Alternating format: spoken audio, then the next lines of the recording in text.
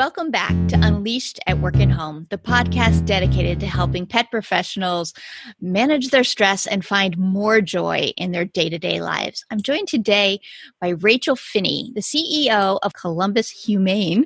Thanks so much for coming today, Rachel. My pleasure. I'm grateful to be with you. I asked you to come today because I saw a presentation you did. Actually, I saw two presentations you did at the Great Lakes Animal Welfare Conference, I guess, last fall. And you were talking about perspective. And I thought it was a really important topic for us to be thinking about. So can you tell us a little bit about what makes you feel that having perspective is an important topic for people to think about?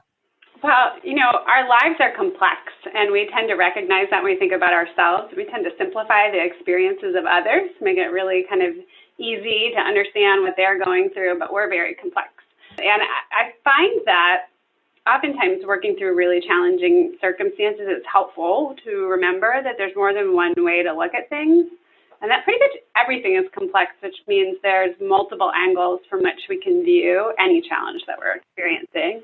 So it's kind of my mantra to make sure that we're looking at any situation, any interaction, any challenge that we have in more than one way. How do you make sure you do that?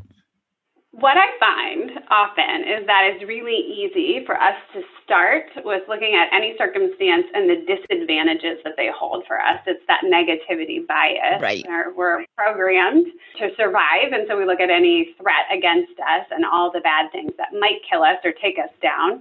And that's what we focus on. Evolutionary perspective says that we should pay attention to the things that are a threat or could be potentially harmful to us. So that's our default setting.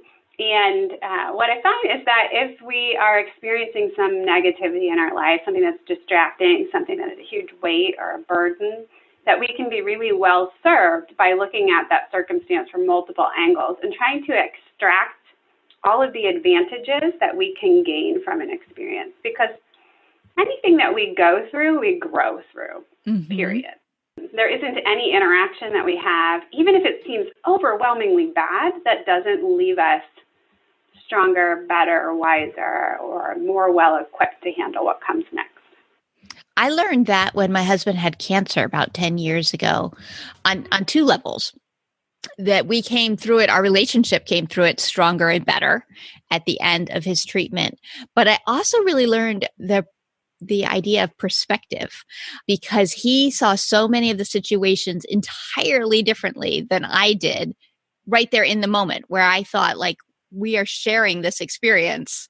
And then we would come out of a situation and I was like, that was awful. And he was like, that was not bad. Wow. And to be aware that it was a common occurrence made me start looking at so many pieces of my life from a different perspective of like, well, how would he have thought of that? How would he have thought of that? And I was surprised it took me so long to realize how very differently he might be perceiving things. And he was the patient in these cases than I was. When we're going through a really difficult time, and your husband's cancer is a really good example of that, it gives us the opportunity to narrow our focus, because there is this big looming massive threat or challenge that we're facing. And we begin to understand what is important and what needs our time, attention, and focus, and what simply is not important. And so a lot of times I think for my team, and this is true when we I talk to audiences about challenges, is that if you've got a big cruelty case or perhaps a community disaster, a natural disaster, everybody comes together and they can rally because there is a unified sense of purpose and clarity about what is important. And we're not having side chit-chat or distraction. We're not gossiping. We're all really focused, sleeves rolled up, getting done what we need to get done. And that's often when we perform best as a team. So those times of darkness really create clarity and light around the things that are important. So with your husband feeling the way that he was feeling, he can filter out all of the distractions of things that aren't important. And that does give you, that really unique perspective can give you such a lift in life. It really can. And I think that can be a challenge in the workplace sometimes, because we come together as a team and we get things done, and that's awesome. But in times when there isn't that sense of urgency, or it feels like things haven't changed, it's a chronic situation, then we start fracturing that time and attention, but also the sense of purpose starts dissipating, and then we don't remember to take in all the other perspectives as other people's perspectives are changing and evolving. Yeah, there's an example that I give in my talks, and the shape that's on the screen is essentially a 6 or a 9 on its side. And we talk about how, coming from one perspective, a person might see the number 6 and it's clear as day, and they learned their numbers at a very early age and they're very certain what they're seeing is a 6. And we stop for just a moment and say, okay, well, what happens if we were standing in this spot? And it would very clearly be a 9 to a person from this perspective. And they learned that number at a very early age, and they're very certain about what they're seeing. Mm-hmm. It's that moment to reflect on, is there something that you're looking at in your life or in your workplace that feels awfully like a 6, and you're really sure of it? It's a good moment to say, someone might be looking at this very same circumstance and seeing a 9 very clearly and think that I'm not very bright because I also don't see a 9. I know that's a little bit of a challenging visual to conjure if you're listening in a podcast or looking at a video without the example, but I think it so often happens that we're 100% certain and sure, and we can't believe that someone doesn't see it from the same angle, but we have to remember that everyone's standing in a little bit of a different place. Mm-hmm. And it is hard to remember that because we do so easily simplify what we believe other people are thinking and feeling. Whereas, again, we're seeing ourselves as complex and having all of the thoughts that are going through our heads. And it's not even a better than worse than thing. It's not like, oh, my life is complex and yours is simple. It's just that we can't attend to all the details of everyone else's minds and lives, that our brains have to sort of simplify things down to make it easier for us to comprehend the world. But then we don't have that bandwidth sometimes to realize people might have a very, very different perspective. Sometimes in coaching calls, one of the things we'll do is we'll do a perspective exercise where we'll choose a number of people from your life. And then what would that person say about this? So what would your mother say about this? What would your best friend say about this? What would the worst boss you ever had say about this? What would your nosy next door neighbor say about this? And these are people who have very different perspectives, but also you have a very different emotional reaction to them, and they have different baggage that they'll bring to it. And just by imagining what these other people would say, it automatically broadens the person's view of how this could be interpreted, because your mother might be Susie Sunshine who says, well, the good news here is, and you're like, oh, or your mother might be the worrier who always wants to keep you safe and says, well, maybe you shouldn't do that, because you can identify all the things your mother would worry about in this case. It's a pretty simple tool for being able to perceive perspective, but it's not a natural state for us because we just kind of come up with an answer that makes sense in our heads, and then we roll with that, and there we are. So what got you so passionately interested in the subject of perspective? I was in a workshop years ago, and I'm embarrassed to say I can't even really remember the context of it, but I know I was in a workshop and the speaker had asked all the participants to reflect on something that they encountered in their life they really regret. And we should spend some time writing down a regret that we have. And I felt fully engaged in the speaker and the conversation, the topics. And I sat there and I was completely stumped. And I thought, wait, I must regret something. I regret something. I've made lots of mistakes in my life, and surely I regret one of them. And I could not come up with a single thing that I regretted. And that's, again, to emphasize, I've made plenty of mistakes. Things did not always work out the way that I wanted them to. I suffered losses, great challenges. Something that I regret was it was just such a stump for me. I couldn't figure it out. And it occurred to me through a long process of reflecting about that activity and my inability to come up with something I regret, that it was a matter of perspective. Mm-hmm. So the reason that I didn't regret any of the bad things that had happened to me or decisions that I made or mistakes that I made was because I wound up taking so much good away from even the worst, the hardest, the most difficult, the gut-wrenching, or the really massive mistakes that I've made. I've come away stronger, better, wiser, kinder, more compassionate, more patient, more empathetic. And it just occurred to me really that it's all in how you look at it. Yeah. And if we have this choice to consider what angle we're going to come at a challenge from, and we look at it with the intention of finding some good, some advantage that we've gained as a result of this really tough circumstance, we're going to be okay. Mm-hmm. And it won't have been in vain. We won't have lost that loved one or met that challenge or made the mistake that we did with no benefit. That something good can come from literally anything, and often does. Mm-hmm. So that was part of my journey. It was just really discovering my thoughts on regret or failure. Yeah. It was the same speaker, think of something that you just really failed at. And I know that we're in a time, which I think is actually really cool, in our culture where we're considering the benefits of failure. Mm-hmm. I still struggle with that word because I often find that results aren't what I expected them to be or what I wanted them to be. But I don't consider it a failure. I just mostly consider that I'm not done yet. So you could look at that individual episode, that one element of it, that it did not work. And so lots of people would say, oh, failure, start again. And I kind of just say well, here's where we are in the journey, and we still have a ways to go to get there. And I guess more than anything in that reflection, it occurred to me that some of my thinking was a little unique, but a lot of people are not coming at it from that perspective. And it occurred to me that perhaps some of that unique thinking is what helps me in the challenges that I've faced. Yes. And what makes me a little bit more resilient. And I'm a CEO of a larger humane society, and it's not easy work. The work that we do is challenging. The things that we see on a day-to-day basis can be really daunting, overwhelming, sad, scary, depressing, all of the above. And yet I find that my work is really rewarding, and I see a lot of really wonderful things happening for the animals and the people around me, and I choose to focus on that. And the reason I developed the talks was to just help share that type of methodology that has been so helpful to me in overcoming challenges. And sometimes just meeting challenges, not necessarily conquering them, but just being in the space and being okay with the challenge. And wanting to share and to help so that other people could benefit from it.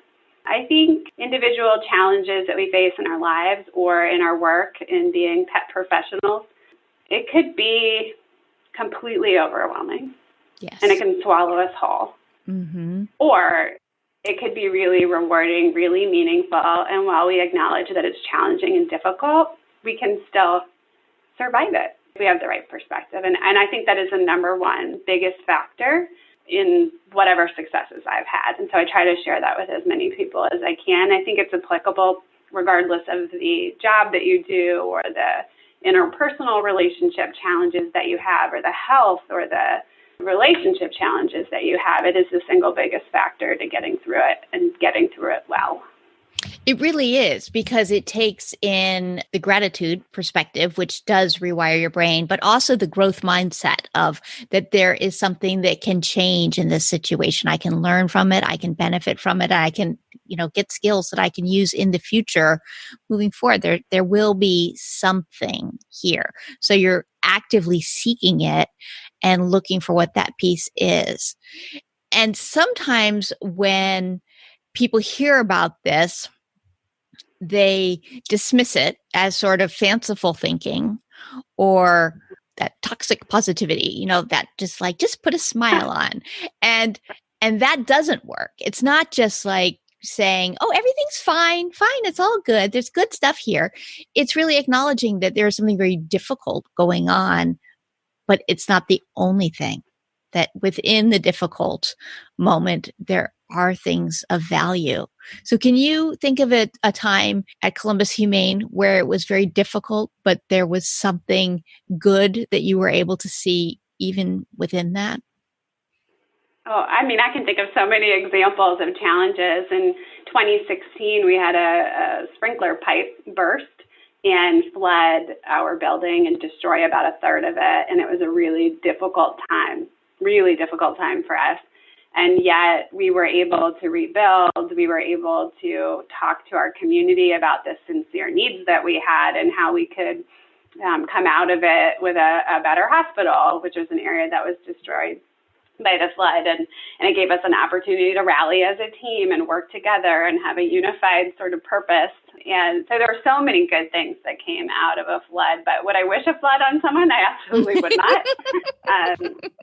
But it was a rallying moment, and our organization, our building, our animals, our programming all came out much, much stronger for having had that flood. And it's just one of literally thousands of examples where we have benefited from a struggle or a challenge that we've faced.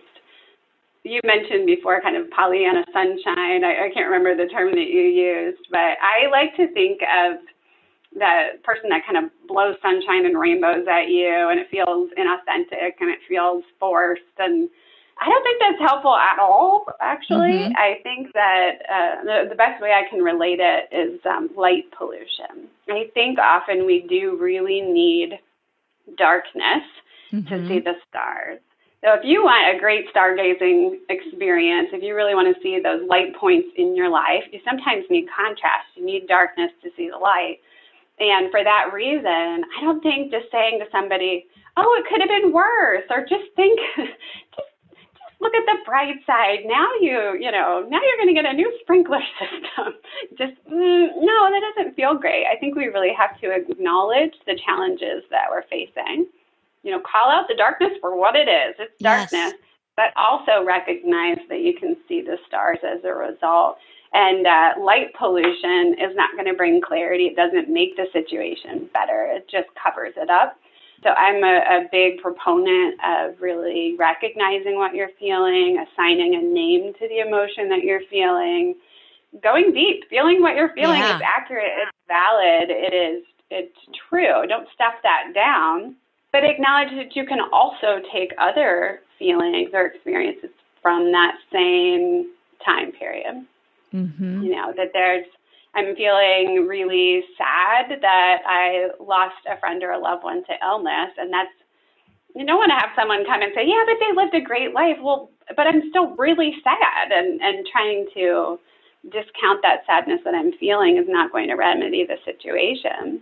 I can say from having had that experience that I really cherish the friendships that I have. I understand they're not permanent and going to stay forever, and I might not see this person again when we say goodbye. So I'm going to be genuine in my interactions.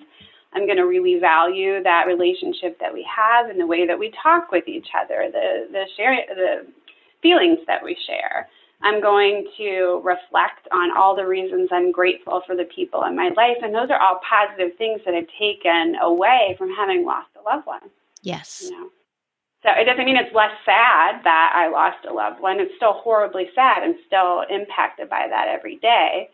And I've taken all of these good things out of that experience to move forward. I think there's tremendous value in leaning into the feelings and being able to identify them. Like you said, putting a name to it. Actually, I had a friend who was doing something bold and a little bit scary yesterday. And so I texted her this morning and asked her, how have you felt in the last 24 hours? And let me see if I can pull it up here. It was really interesting. Here's what I got. My question was, I'm curious about the range of emotions you experienced in this last 24 hours of bravery. And she wrote back, confidence, doubt, excitement, anxiety, frustration, peace, agitation, anger, relief, sadness, disappointment, surprise. I loved it. I was like, oh, this is a woman who knows her feelings. She was able to really see, and that was a 24-hour period. She was doing something brave and adventurous with her business and taking a risk. She was putting herself out there, and it went well and not so well and a little bit scary and all of those things. But some of that is developing the somatic awareness, like really knowing what that feels like in your body. How can you tell what you're feeling? And then being able to put words to it and think about what is causing that feeling and what you can do with it. So like you were saying about losing someone and making you feel sad. Yeah, it should make you feel sad. But because you know that feeling, you also know the value of the connection with the people that you have with you. And so you lean into those joyful moments because you know that sad is the piece that you'll have when you lose them.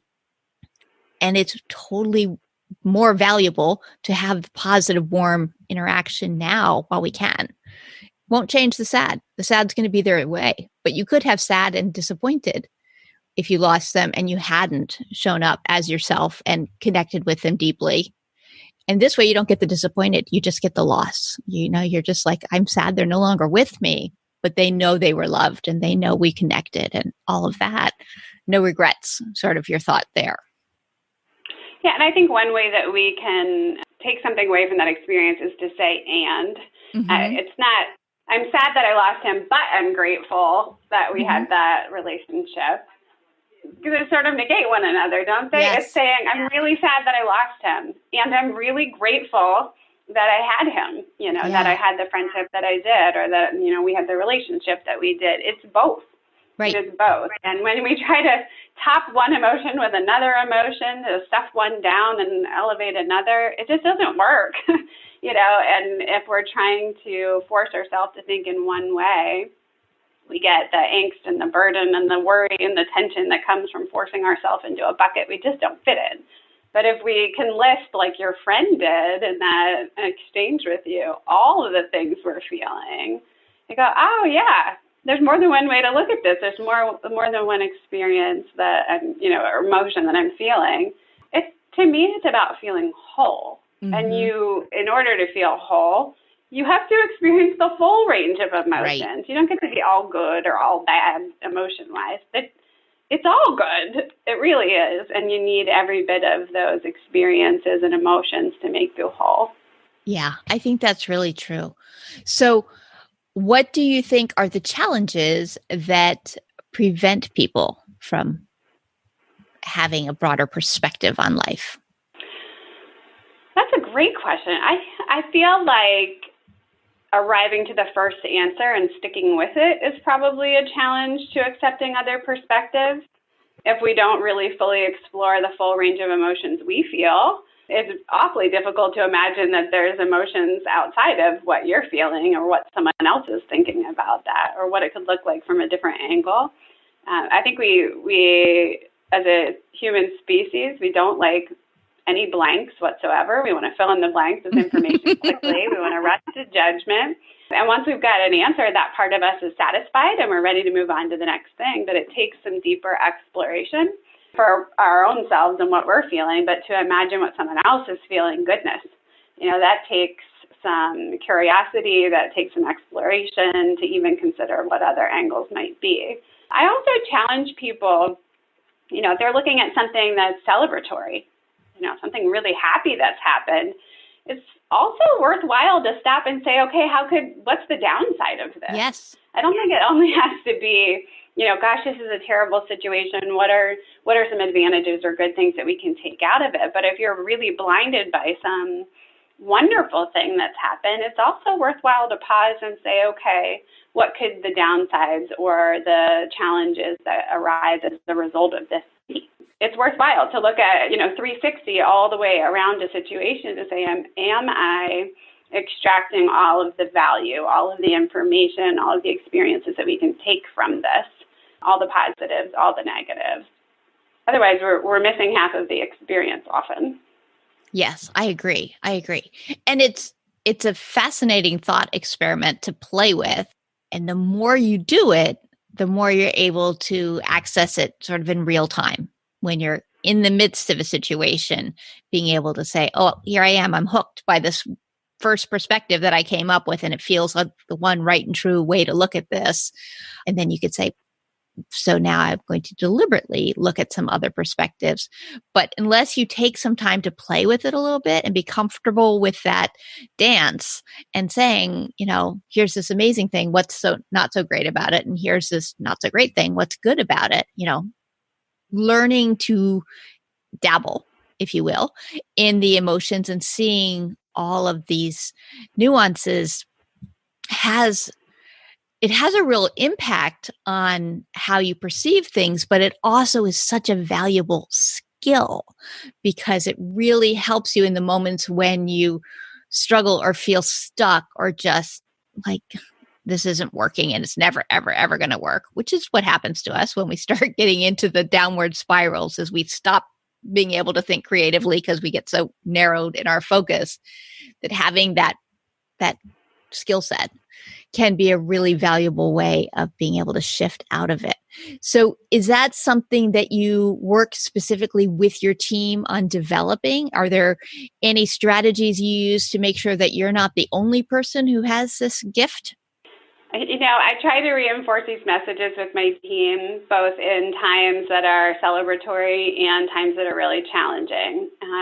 One good example in a day-to-day way that I use this is if I have a team member who's struggling with another team member, and they say, we're just not seeing eye to eye. I need to coach or counsel them to change their behavior. These are things that I'm struggling with. It's going to be a difficult conversation because I need to give critical feedback. What do I do? And I often say, yes, there's a lot of angst around the conversation you're about to have, but just imagine how much you're going to grow as a result of this experience.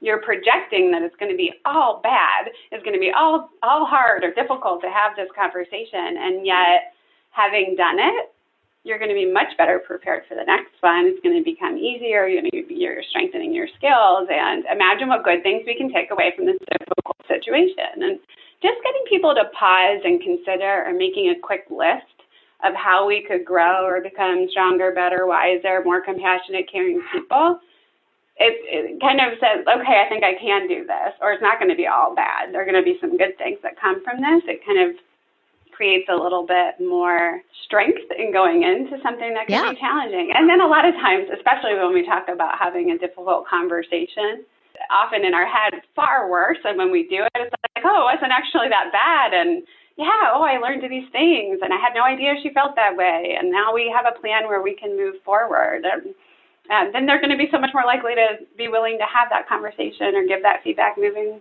into the next step of the journey. So on a day-to-day basis, I like to say, I see you're pretty married to this way of thinking or this idea. If you had to also think of it a different way, what would it look like? There's an exercise called alternative realities. Are you familiar with that, Kelly?